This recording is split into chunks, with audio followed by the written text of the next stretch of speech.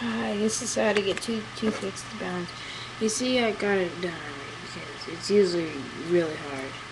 Now we'll just light the toothpick with my lighter. If we'll light.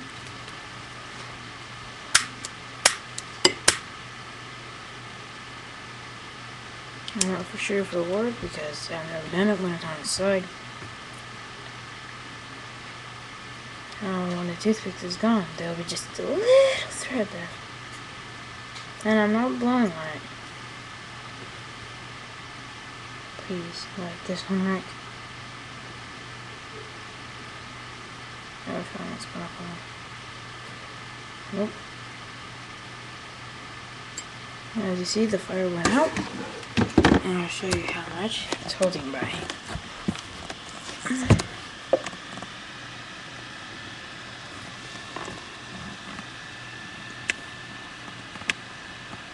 It's holding by that little thing right there, and it's bouncing just perfect. Well, that's all. Check out my other videos, I guess.